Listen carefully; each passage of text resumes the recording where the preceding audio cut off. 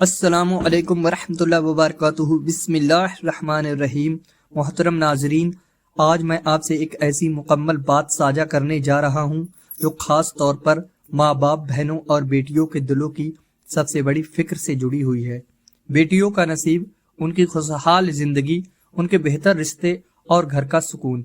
اللہ تعالیٰ کی قسم، اگر ماں باپ دل سے قرآن پاک کی اس مبارک صورت کو اپنی زندگی کا معمول بنا لیں تو بیٹیوں کا نصیب چاند سے بھی زیادہ روشن ہو جاتا ہے۔ گھر میں رشتوں کی قطاریں لگ جاتی ہیں، ہر طرف سہولتیں پیدا ہوتی ہیں اور اللہ تعالیٰ ایسے راستے کھول دیتا ہے جن کا انسان تصور بھی نہیں کر سکتا۔ محترم ناظرین، قرآن پاک کی یہ مبارک صورت انسان کے بند نصیب کو کھولنے کی چابی ہے۔ خاص طور پر میری وہ بہنیں اور بیٹیاں جن کے اچھے رشتے نہیں آ رہے یا جو اپنے گھروں میں دلی سکون محسوس نہیں کرتی، اگر اس صورت کو پورے یقین اور احترام کے ساتھ پڑھیں تو اللہ تعالیٰ بہت ہی کم دنوں میں ان کے حالات بدل دیتا ہے۔ ان کے لیے اچھے رشتوں کی بارش شروع ہو جاتی ہے، ان کی زندگی کے معاملات ان کے ہاتھ میں آ جاتے ہیں اور پھر وہ اپنی زندگی کو اپنے طریقے سے، اپنی مرضی اور سمجھداری کے ساتھ سنبھال پاتی ہیں۔ اگر کوئی بہن یا بیٹی غیر شادی شدہ ہے تو اس عمل کی برکت سے لوگ دیوانوں کی طرح رشتے لے کر خود ان کے دروازے پر آئیں گے اور ان کی ایک ہاں کے انتظار میں رہیں گے۔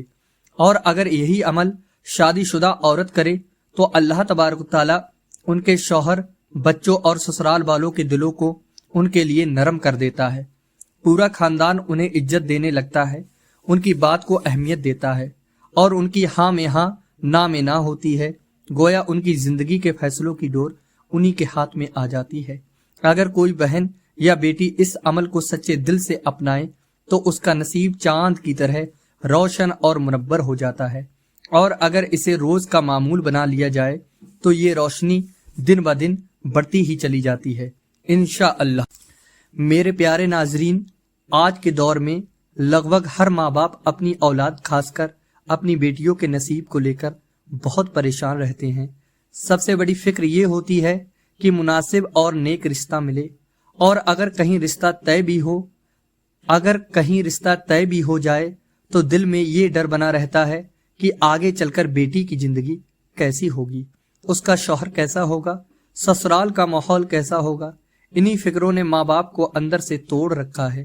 لیکن یقین مانیے، آج جو عمل میں بیان کر رہا ہوں، اگر اسے زندگی کا حصہ بنا لیا جائے تو چاہے کسی کے پاس 9 یا 10 بیٹیاں ہی کیوں نہ ہوں، اللہ تبارک و تعالیٰ سب کو سب سے بہترین گھروں میں، اچھے اور شریف خاندانوں میں بیاہ دیتا ہے۔ بڑے بڑے گھرانے خود رشتے لے کر پیچھے پیچھے آئیں گے اور بیٹیاں کب اپنے گھر بسا کر رخصت ہو جائیں گی اس کا احساس بھی نہیں ہوگا۔ اللہ تبارک و تعالیٰ ایسے اسباب پیدا کرتا ہے کہ ہر مسئلہ خود بخود حل چلا جاتا ہے۔ ناظرین، یہ وظیفہ یہ ہے کہ قرآن پاک کی اس برکت والی صورت کو ہر روز کم سے کم ایک مرتبہ پڑھ لیا جائے۔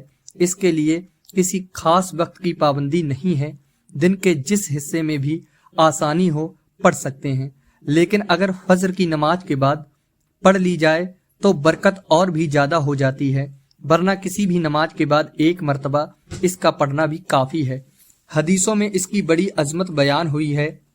رسول اکرم صلی اللہ تعالی علیہ وآلہ وسلم نے فرمایا کہ اس سورت کا پڑھنا برکت ہے اور اسے چھوڑنا بد نصیبی ہے۔ جس گھر میں یہ سورت پڑھی جاتی ہے وہاں شیطان ٹھہر نہیں سکتا، یہاں تک کہ جادو اور حسد کا بھی اثر نہیں ہوتا ہے۔ محترم ناظرین، بزرگان دین نے اس سورت کو انسان کا نصیب چمکانے کی کنجی بتایا ہے۔ جیسے جیسے انسان اسے پڑھتا جاتا ہے بد نصیبی کے تالے کھلتے چلے جاتے ہیں۔ اس کے ساتھ ساتھ اللہ تبارک و تعالیٰ رزق میں بھی ایسی برکت کر دیتا ہے کہ تنگی دور ہو جاتی ہے۔ جو لوگ کاروبار میں نقصان، گھر کی لڑائی جھگڑے، بیماری، قرض اور بے برکتی کی شکایت کرتے ہیں، اگر وہ اس عمل کو سچے دل سے کریں تو اللہ تبارک و تعالیٰ ان کی حالت بدل دیتا ہے۔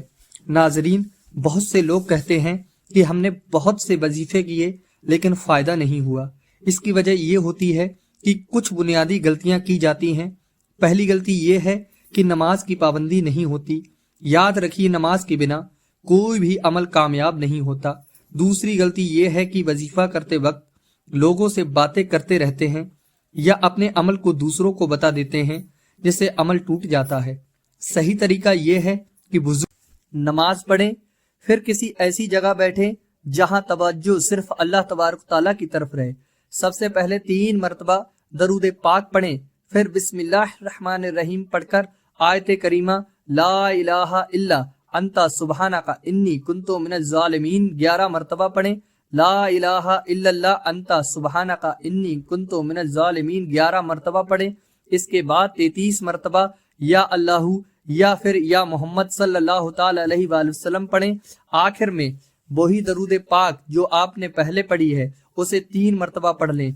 इसके बाद उसी जगह बैठकर अल्लाह तबारक ताला से दिल खोलकर दुआ करें।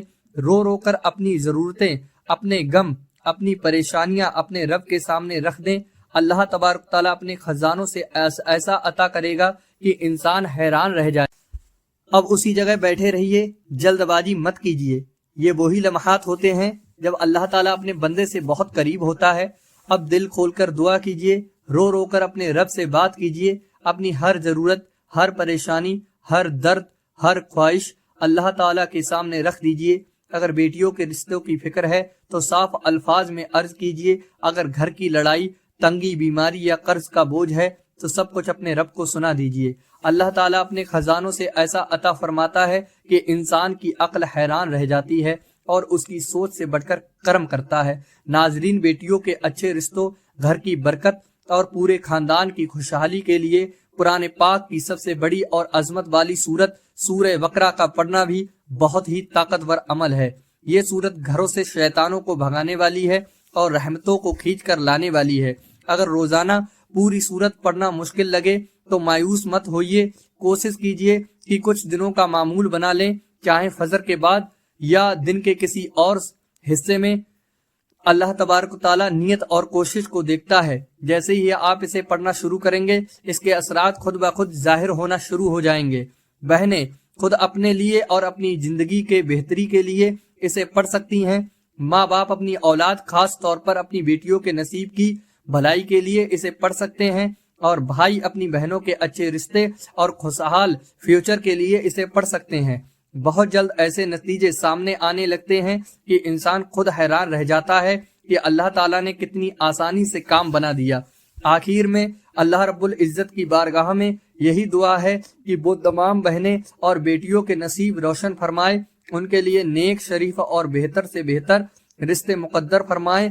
घरों में सुकून, मोहब्बत, आपसी समझ और बरकत नाजिल फरमाए और हर परेशान हाल को राहत, हर बीमार को शिफा, हर मजबूर को सहारा अता फरमाए। अल्लाह ताला हमारे आमाल को कबूल फरमाए और हमें अपने रहमतों के साए में रखे।